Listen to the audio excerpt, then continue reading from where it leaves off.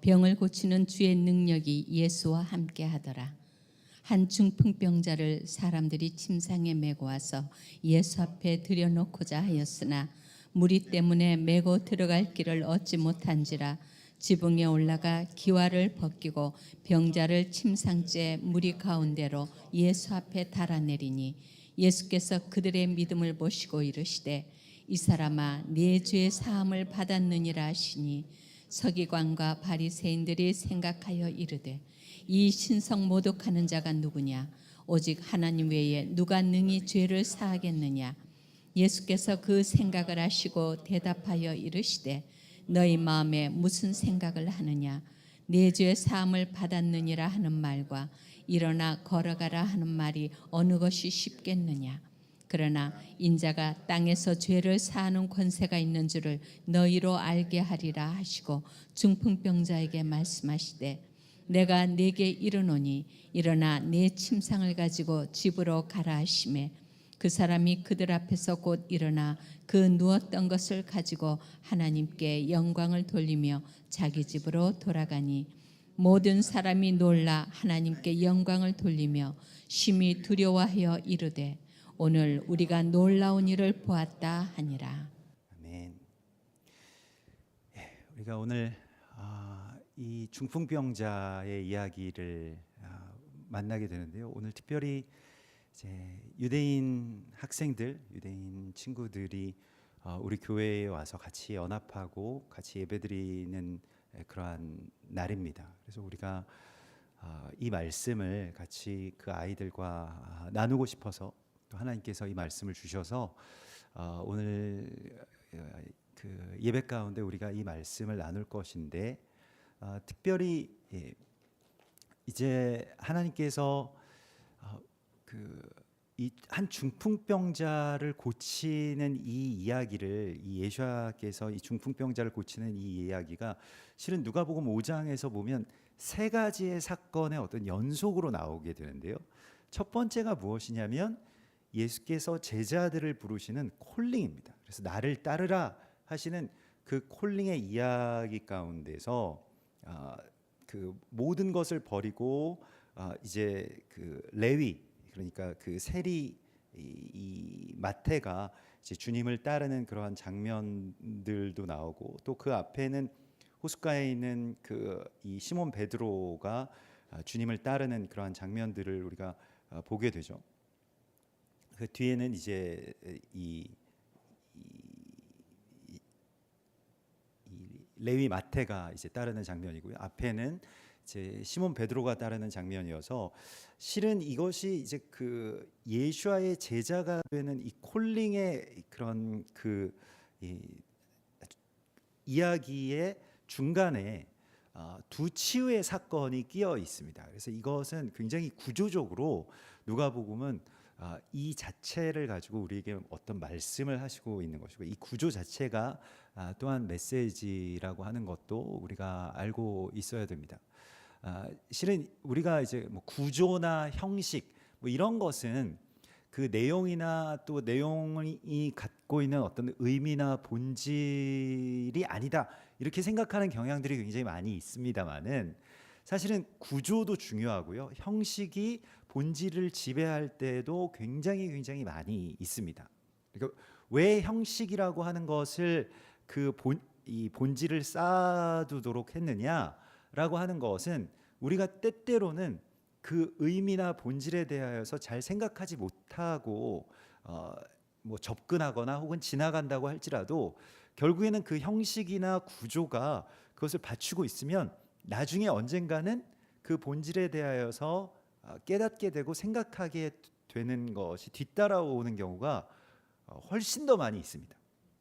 이를테면 이것입니다. 제가 지난 그 주 중에 여러분들 뭐 많이 정말 위로해 주셔서 너무 감사하게도 저희 그 장인 어르신의 장례의 이런 장례 예배 장례 절차를 이렇게 같이 했는데요.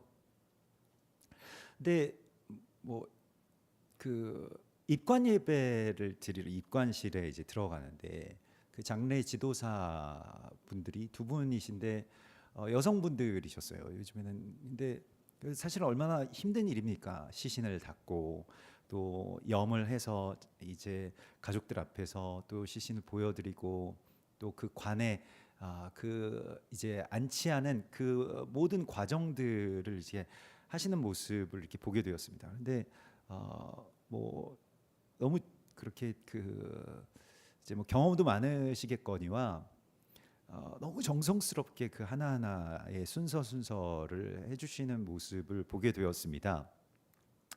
그래서 정성스럽게 정말 시신을 아주 가지런히 정말 잘 모신다라고 하는 그 표현 그대로 이렇게 잘 모시고 또 수의를 입히고 또 그 수의도 다 아주 빳빳하게 잘 데려지고 정말 뭐 이 살아생전에 저희 장인 어르신이 굉장히 정말 멋쟁이셨거든요. 그래서 옷도 막 이렇게 정말 깔끔하게 입으시고 이렇게 흐트러짐이 없으셨는데 돌아가실 때도 저런 모습이시구나라고 해서 참 감사했는데 이렇게 하나하나 보면서 뭐 이렇게 그 시신을 싸고 줄을 묶고 뭐 아주 차곡차곡 그러한 모습들을 이렇게 보면서 그 어떤 우리가 뭐 나중에 장례 예배 때도 함께 그 말씀을 나눴습니다마는 사랑이라고 하는 것이 그 예의라고 하는 것의 그 구조 안에 감싸져 있구나라고 하는 것을 보게 되었습니다. 어차피 돌아가셨으니까 그냥 뭐 아무렇게나 어차피 다 끝난 거 아니야? 다 숨 다 그냥 없으신 거 아니야? 의식도 없으시고 이제 뭐 숨도 다 끊어졌는데 뭐 그냥 아무렇게나 해서 어차피 몇 시간 후면 화장장에서 다 불태워질 것을 왜 그렇게 정성스럽게 할까? 우리는 뭐 형식에 대하여서 별로 이렇게 중요하게 생각하지 않으면 그냥 대충 뒀다가 비닐백에 싸서 뭐 그렇게 화장해도 결과는 똑같으니까요. 어차피 그냥 이 그 한 두 줌 되는 그러한 그 잿가루로 변할 것이니까 뭔들 어떻겠습니까마는 왜 그러한 어떤 예식과 형식을 갖추는가라고 하는 것에 대해서 새삼스럽게 다시 생각해 보았습니다. 근데 그것은 사랑이기 때문에 그렇죠. 정말로 그 고인을 귀하게 여기고 또 고인께서 우리에게 베풀어진 사랑, 베풀어 주셨던 그 사랑에 대하여서 감사하는 그 마음으로 예의를 갖춘다라고 하는 것. 그래서 고린도전서 13장에 사랑은 무례히 행치 않는다. 뭐 긍정적인 표현으로는 사랑은 곧 예의를 지키는 것이다라고 하는 것으로 우리에게 말씀을 하시고 있습니다. 예의라고 하는 것이 그냥 단순히 별로 이렇게 쓸모없는 그러한 형식처럼 남아있는 이 세상 가운데서 그래도 우리가 사랑함을 지키고 인간됨의 어떤 도리나 사랑을 감싸고 있는 이 구조라고 하는 것을 우리가 생각하게 됩니다. 그래서 중요한 것이고요. 사실은 그 구조나 형식이라고 하는 것에 있어서 그것이 오늘날에 아무리 그 안에 값진 것을 담으려고 해도 그 그릇, 그 구조, 그것이 악하면 결국은 악해지게 되어 있습니다.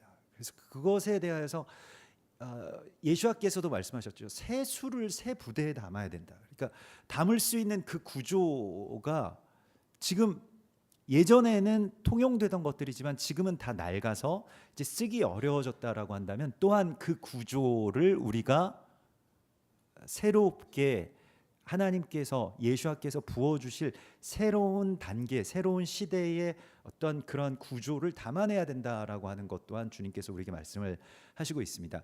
이 말씀을 왜 드리냐면 13년 전에 한세사람 교회를 하나님께서 세우라고 하실 때에 새 술을 새 부대에 담으라고 하신 뭐 굉장히 어찌 보면 개척교회에게 주시는 굉장히 흔한 말씀일 수도 있습니다. 근데 새 술을 새 부대에 담으라고 하시는 그 말씀을 주시면서 실은 저에게 보여주시고 또 저에게 주셨던 마음이 무엇이냐면 구조의 악함에 대하여서 하나님께서 굉장히 아파하신다라고 하는 것을 보여주셨습니다. 이를테면 출애굽 사건이라고 하는 것이 내용도 굉장히 중요하지만 결국엔 피라미드의 구조에서 몸의 연합의 구조로 빠져나오는 것입니다. 이게 출애굽이거든요. 근데 피라미드의 구조를 가지고 우리가 계속 하나님을 믿는다, 하나님을 섬긴다, 하나님 그리스도 예수와의 어떤 몸된 공동체를 이루었다라고 한다면 그것은 그렇게 될 수가 없는 것입니다. 교황한 사람이 피라미드의 정점에 올라가 있고 나머지가 쭉 이렇게 조직화되어 있는 이런 구조의 교회 구조로는 아무리 좋은 것을 담으려고 해도 사실 변기에다가 국과 밥을 담아서 우리가 먹지 않는 것과 마찬가지의 어떤 그런 모양일 수 있다는 것입니다. 그런 구조일 수 있다는 거예요. 굉장히 사실은 어떻게 보면 구역질 나는 일이고 끔찍한 일이죠. 그 안에 아니야 이거 굉장히 좋은 거야, 깨끗해, 먹을 만한 양식이 아니 훨씬 더 맛있어 라고 이야기해도 절대로 우리는 그렇게 먹지 않을 것입니다. 마찬가지로 우리가 이 피라미드의 구조를 갖고 서로를 사랑하고 또 함께하고 위하고 이런 것들이 실은 어떻게 보면 구조가 악하기 때문에 결과적으로는 악함으로 치달을 수 있다라고 하는 것이죠. 위험하다라고 하는 것입니다. 또 예전에 통용되던 형식과 구조라고 할지라도 지금 하나님께서 원하시는 것을 담아내지 못하는 그러한 모양이라고 한다면 그것 또한 하나님께서 기뻐하시지 않는다라고 하는 것을 이제 많이 말씀하셨습니다. 그래서 그 구조의 악함에 대하여서 여러 가지 어떤 생각들을 하게 되었는데요. 오늘날에도 지금 그 하나님께서 이제 좀 새 수를 부어 주시는 시기가 되었습니다. 그래서 정말 그런 어떤 뉴 시즌이 되는데요. 그 뉴 시즌이 되었을 때에 정말로 변해야 할 것이 변하지 못하면 우리는 죽게 되고요. 또한 정말 변해야 할 것이 변하지 않아도 죽습니다. 그렇기 때문에 굉장히 사실은 위험한 시기에 우리가 와 있는 것이고요. 생과 사의 어떤 그 갈림길 가운데 우리가 있습니다. 어떻게 가야 하는가, 어떻게 살아야 하는가. 어부들이 그냥 어부로서 물고기 오늘 많이 낚게 해주십시오라고 하는 것이 자신들의 삶의 전부였다고 한다면 예수님이 찾아오셔서 물고기 많이 낚았잖아요. 오늘 누가복음 5장에 있는 그 전반부에 오늘 우리 본문으로 읽진 않았습니다. 그 이야기입니다. 또 세리는 그냥 세리로서 돈 잘 걷고 세금 많이 징수하고 충실하게 그렇게 징수해서 로마의 그 정부에게 이렇게 그 칭찬받고 계속 승승장구하면 뭐 그걸로 만족하는 어떤 삶일 것입니다. 우리가 소소하게 바라는 그 삶이요. 근데 그것이 여러분의 삶의 구조가 되지 않도록 주의하십시오. 그건 여러분들의 업이 아닙니다. 그냥 지금 하시는 일일지는 몰라도 물고기 많이 잡고 세금 많이 걷고 윗사람한테 칭찬받고 그것이 안 좋은 일이 아니잖아요. 오늘도 무탈하게 그냥 그런 삶을 살면 좋겠다. 거기에 예수님께서 오셔서 조금 도와주시기만 하면 될 텐데 라고 하는 것이 우리의 전부의 어떤 삶의 이 전부로 그렇게 두지 말라고 주님께서 말씀을 하시고 있습니다. 오늘 그 제자들을 부르시는, 그러니까 시몬 베드로와 그 뭐 일종의 아주 제자 그룹 중에서 가장 핵심 그룹을 부르시는 그 두 이야기인데요. 시몬 베드로와 그 갈릴리의 어부들이 사실 주축이죠. 뭐 안드레, 요한 이러한 사도들 중에서 우리가 가장 잘 아는 그런 사도들의 부르심이 있고요. 또 그 다음에 나병 환자와 중풍병자를 고치시는 이야기가 있고 레위 마태를 그런 부르시는 이야기가 나오게 되거든요. 근데 이 나병이라고 하는 것에 있어서는 우리가 이 토라를 통해서 성경 전체를 관통하는 굉장히 아주 신비한 병이라고 하는 것을 알고 있습니다. 근데 그것이 무엇입니까? 나병에 걸렸다라고 하는 것은 지체를 몸이 지체로서 인정하지 않을 때 공격하기 시작하고 내 지체로 인정하지 않을 때 이 발병하는 병입니다. 그러한 증세라고 할 수가 있겠죠. 그래서 나병의 가장 그 핵심적인 증상은 무엇이냐면 그 지체의 고통을 느끼지 않게 될 때부터 손가락이 신경이 이제 차단되기 시작합니다. 그래서 아프질 않아요. 어디에도 아프지 않습니다. 근데 이 아프지 않다라고 하는 것이 우리가 우주 최강이 될 것 같고 걱정이 없을 것 같고 내가 이런 통증만 없으면 나 참 좋겠다 이렇게 생각을 하지만 실제로 나병 환자들이 그 통증을 느끼지 못할 때 그때 그 엄청난 그러한 이 이제 문제가 생기게 됩니다. 그래서 그 필립 얀시의 이 몸이라는 기적, 하나님께서 우리 가운데 주신 이 몸이라고 하는 기적이라고 하는 책에서도 보면 오랜 동안 인도에서 그런 그 의료 선교를 하셨던 그 동역자와 같이 이제 그 집필을 하셨는데 이 나병 환자들이 왜 문제가 생기게 되냐면 나중에 그 이제 인도에서는 많이 걸으니까 이렇게 막 다 계속 걸어 다니는데 뭐가 이렇게 그 발이 아프거나 발목이 아프거나 이렇게 되면 몸이 그쪽을 안 쓰면서 또 조금 쉬게 하고 뭔가 이렇게 몸의 어떤 균형을 잡아 나가는데 그렇지 못한 채로 처음에 살 때는 되게 편하다는 거예요.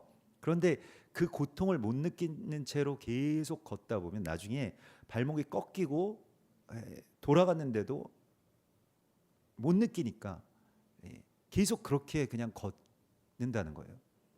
그러니까 우리가 몸의 균형을 잡는 데에 있어서 고통이라고 하는 것이 지금까지 무슨 도움을 주는지 알지 못했는데 나병 환자들을 보면 고통을 느끼지 않는 상태로 계속 걷다 보면 결국엔 자기 몸이 파괴되는데도 불구하고 그것을 깨닫지 못하게 된다는 것입니다. 이게 굉장히 안타까운 병인데 나중에 그래서 뭐 손과 발과 뭐 다 떨어져 나가죠. 공격하고 자기 지체로 인정하지 않는 병인데 이게 나병입니다. 그래서 나병이라고 하는 병은 지체와의 분리 그리고 연결이 되지 않고 아픔을 느끼지 못하게 된 그 무관심의 상태를 말합니다. 근데 우리가 너무 안타깝지만 너무 무서운 이야기지만은 북한 주민들이 어떻게 사는지에 대하여서 별로 관심도 없고 아프지 않게 된 상태가 오래입니다. 심각하죠.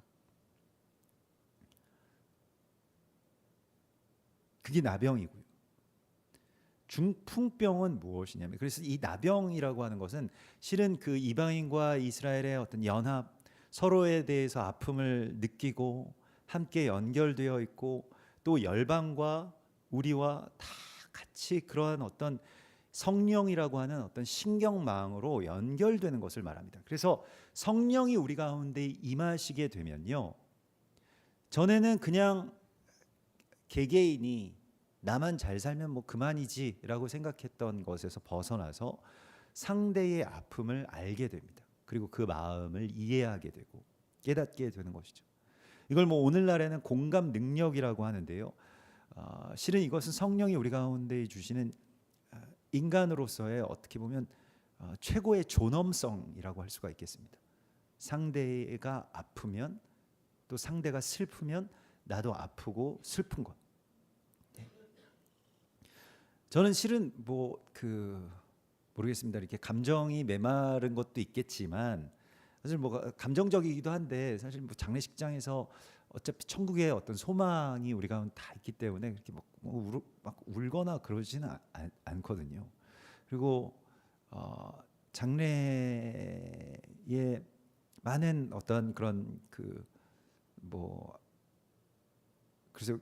그래도 다른 직업에 계신 분들보다는 목사이기 때문에 뭐 입관도 하고 뭐 여러 종류의 장례식들도 다 참석하기 때문에 사실 뭐 익숙한 그런 모습입니다. 그래서 사실 그 장례 지도사나 뭐 목사가 입관실에서 그렇게 우는 경우는 거의 못 본 것 같아요. 모르겠습니다. 저는 그걸 본 적이 없거든요. 지금까지. 그래서 이번에도 이제 장례를 치르면서 입관실에 들어가는데 마침 목사님이 안 오시더라고요. 그래서 뭔가 이렇게 그 장례 예배를 뭐 이렇게 몇 개 교회에서 나눠서 연합하다 보니까 입관 예배 때 목사님이 안 들어오시더라고요. 그래서 제가 이제 인도를 했는데 뭐 그냥 일반적으로 그 입관의 절차를 따라서 뭐 장례 지도사님과 함께 같이 이렇게 인도를 하는데 하나도 사실은 슬프지는 않았습니다. 슬프지는 않은데 이 가족 유가족분들 뭐 장모님이든 뭐 제 아내든 막 이렇게 그 슬픔이 막 밀려오기 시작하는데 근데 그게 정말로 그 뭐 아주 거대한 거부할 수 없는 무언가가 이렇게 밀려오기 시작하는 것처럼 그 감정들이 서로 이렇게 연결되면서 결국에는 정말로 눈물샘이 터져 나오더라고요. 그래서 깜짝 놀랐습니다. 제가 우는 거에 대해서. 저는 왜냐하면 그 입관실에서 울어본 게 처음이거든요. 그래서 이렇게 그 연합한다라고 하는 것이 또 가족의 끈으로 연결되어 있다라고 하는 것이 이런 것이구나라고 하는 것도 생각을 하게 되었습니다. 그런데 우리가 성령님께서 우리 가운데 오시면 우리가 늘 축도의 그 축복에서 받듯이 성령의 교통하심, 이것이 이 마지막 때에 주님께서 우리를 살게 하시는 그 아주 최소한의 장치거든요. 이게 있어야 우리가 살게 됩니다.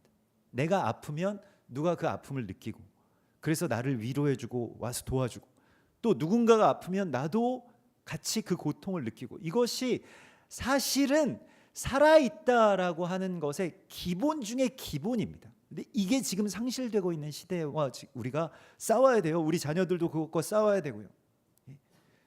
자극이 너무 세다 보니까 더 이상 자극이 되지 않는 시대에 우리가 살고 있습니다. 그러니까 그냥 이게 그 가상 세계에서나 무슨 뭐 영화나 미디어에서 죽는 거 너무 많이 보니까 게임에서도 뭐 수백 명 뭐 죽는 거 아무것도 아니니까 뭐 얼마나 많이 죽이면 뭐 계속 막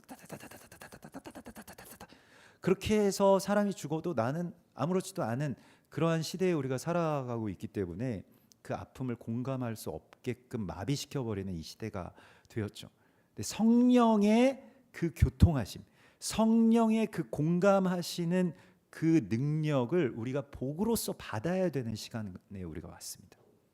이거 일종의 아주 큰 능력이거든요. 그래서 여러분들도 뭐 사실은 신체적인 능력이야 우리가 노화가 진행되면서 점점 안 좋아지는 것이 당연하겠습니다만은 하나님께서 성령의 능력으로 우리 가운데 주시는 이 공감하는 그 능력에 대하여서는 하나님께 더 욕심을 내서 구하십시오. 그래서 근육도 물론 중요하지만 공감의 능력이 훨씬 더 중요합니다. 근데 오늘 주님께서 이 중풍병자를 고치시는 그런 장면들 속에서요.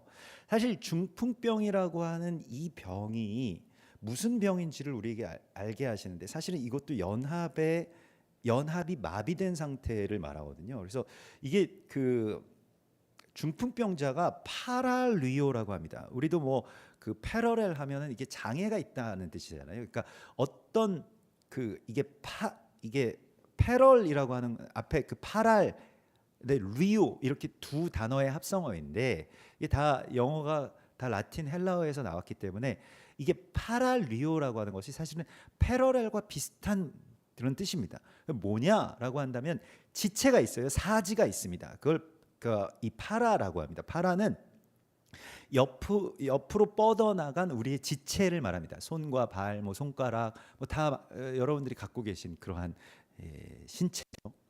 근데 그 신체가 이 리오라고 하는 것이 이게 힘을 잃었다는 뜻입니다.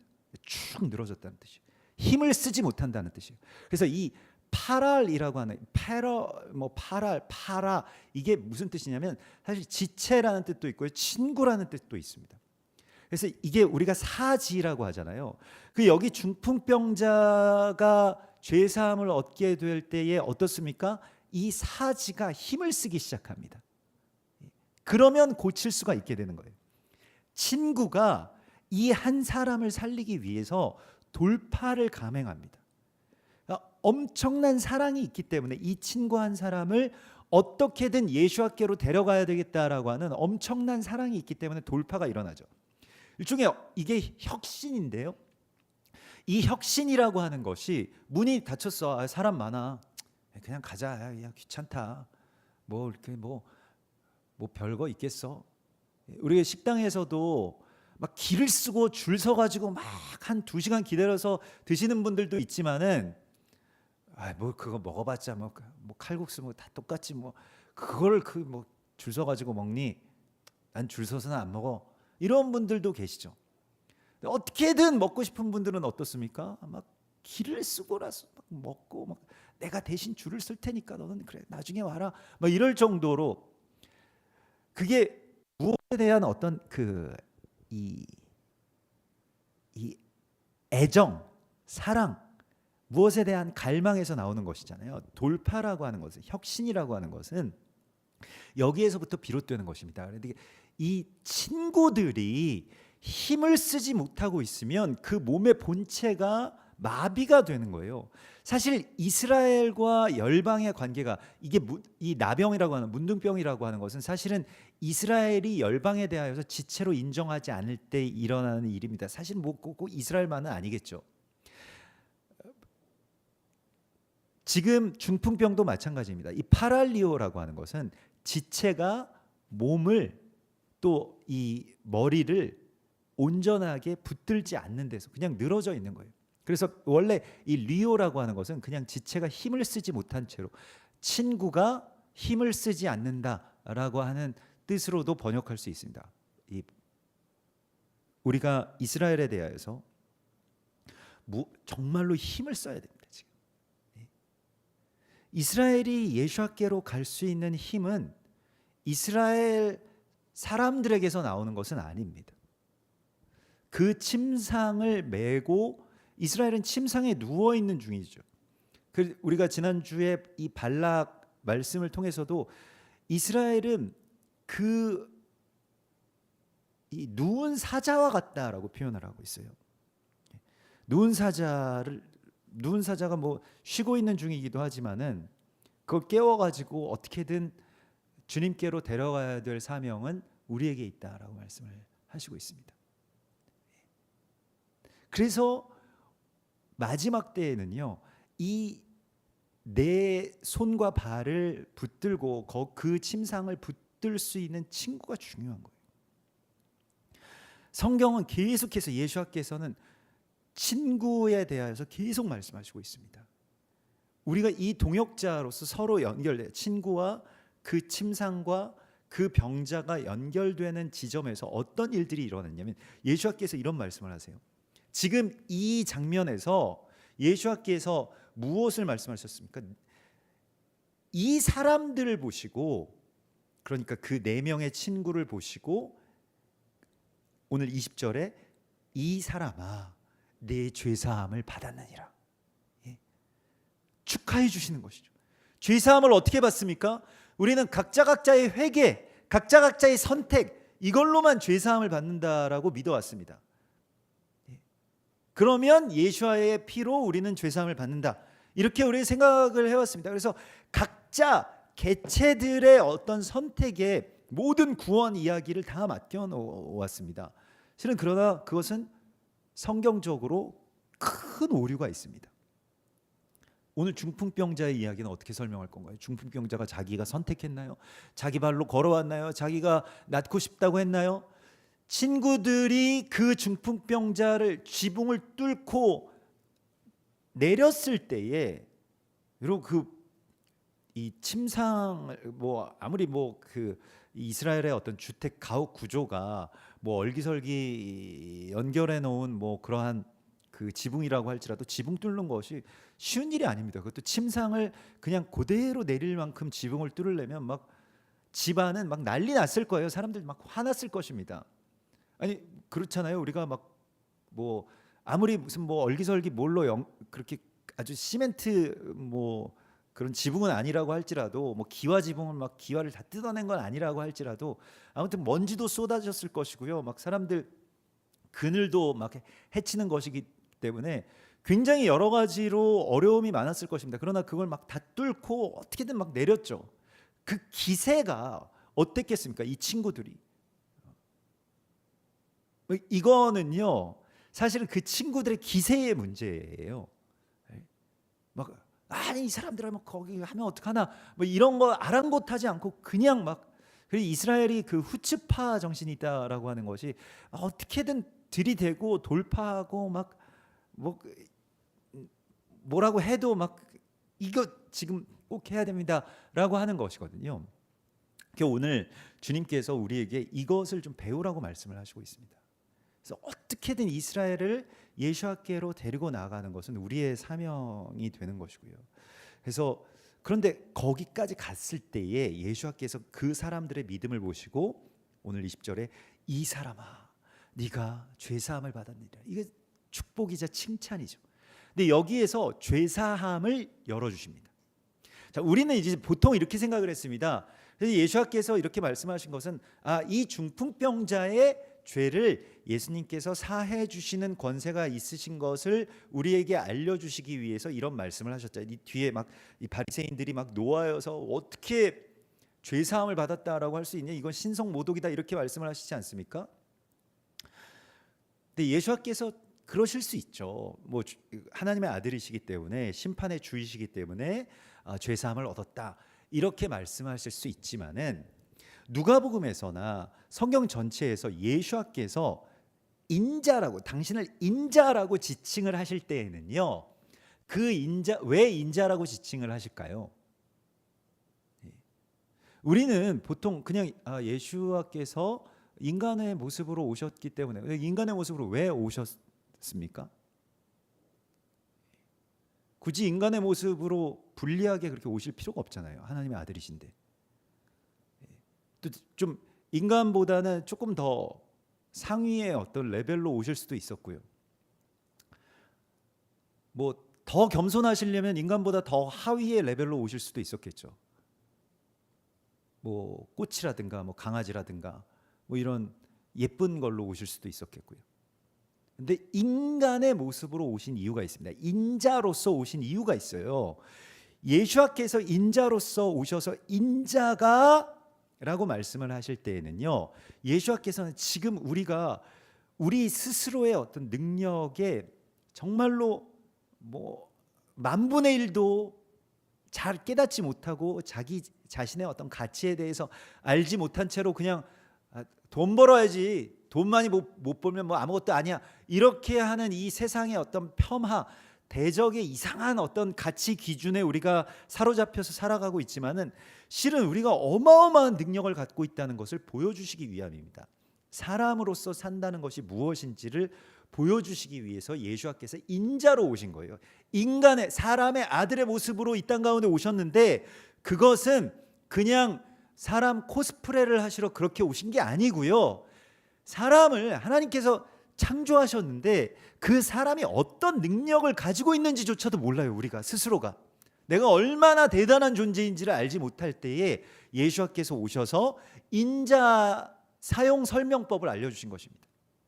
내가 인간으로서 산다는 것에 엄청난 걸 알려주셨는데 죄사함의 권세가 있다는 거예요.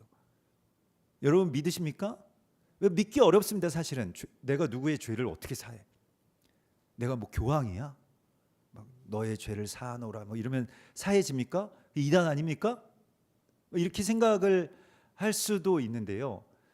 인자라고 하는 것은 우리가 이 세상 가운데서 너희가 이 땅에서 매면 하늘에서도 매일 것이요 너희가 이 땅에서 풀면 하늘에서도 풀리리라. 두세 사람이 내 이름으로 모여서 어떤 한 사람의 죄를 위해서 기도하고 회개하고 주님께로 이끌어가면 그 사람이 죄사함을 얻게 되는 것입니다. 이 이야기를 보여주신 거예요. 그래서 오늘 주님께서 그래 그냥 나는 낫게만 하면 그냥 더 쉽지 그냥 일어나서 걸어가라 이렇게 이야기할 수도 있지만 지금 주님이 오늘 우리에게 무슨 설명을 하십니까? 내가 여기서 이렇게 한 것은 실은 인간이 죄사함의 권세가 있는 줄을 너희에게 알게 하려 함이라. 우린 몰랐어요. 이스라엘이 그래요. 범죄할 수 있죠. 그래서 이스라엘이 예수아를 메시아로 알아보지 못하고 여러 가지 어떤 완악함들과 마비가 있을 수 있었겠지만 우리가 들고 뛰는 것입니다. 근데 그 사명이 우리 가운데 있다는 거예요. 그리고 그 권세가 우리에게 있다라고 말씀을 하시고 있습니다. 여러분, 오늘 우리 교회에 오는 이 9명의 유대인들이 있습니다. 하나님께서 보내주신 천사 같은 자녀들이고요. 또한 전쟁 가운데에 정말로 하나님의 어떤 뜻하심 가운데 생기를 찾아서, 위로를 찾아서 여기까지 오는 것입니다. 아이들이 전쟁 기간 가운데 알고 있어요. 유대인들이 지금 제일 많이 듣는 이야기, 가장 불안해하는 것은 물론 뭐 하마스나 뭐 여러 그 공격의 어떤 위협들도 있겠지만 비방입니다. 비방. 전 세계가 우리를 미워한다. 전 세계가 우리를 비난한다라고 하는 것이죠. 하나님은 이스라엘을 정죄하지 않으셔도 세상이 정죄하고 있습니다. 근데 이것을 우리가 어떻게 되돌릴 것이냐? 우리가 그들을 정말로 침상치 않아서 어떻게든 주님께로 데리고 가고 어떻게든 그들을 보호하는 그러한 중풍병자의 어떤 친구로서, 사지가 축 늘어진 채로 그냥 병상에 오랫동안 누워있던 것과 같은 이 중풍병의 치유는 실은 그들의 지체였던 우리가 움직이기 시작할 때부터 회복되는 것입니다. 우리의 회복이 중풍병의 회복이에요. 우리가 아무 일도 하지 않고 북한에 대해서든 일본에 대해서든 대만에 대해서든 이스라엘에 대해서든 그냥 축 늘어진 채로 뭐 우리 나랑 무슨 상관이야? 이렇게 축 늘어진 채로 살아왔던 우리 모두가 실은 중풍병의 그 지체였다는 것입니다. 이것이 다시 회복되는 것이 바로 주님이 오늘 우리 가운데 오셔서 행하실 일입니다. 그들의 죄를 사하여 주시옵소서. 두세 사람이, 딱 네 사람이 그렇게 기도하고 그렇게 돌파하면 한 사람을 살릴 수 있습니다. 온 몸이 살아납니다. 여러분들이 그 사명의 부르심을 받았습니다. 여기에서 우리가 그 막혀있는 지붕을 뚫는 것과 같은 그 새로운 회개의 혁신이 여러분들을 통해서 생명들 가운데 일어날 것을 주님의 이름으로 축원합니다.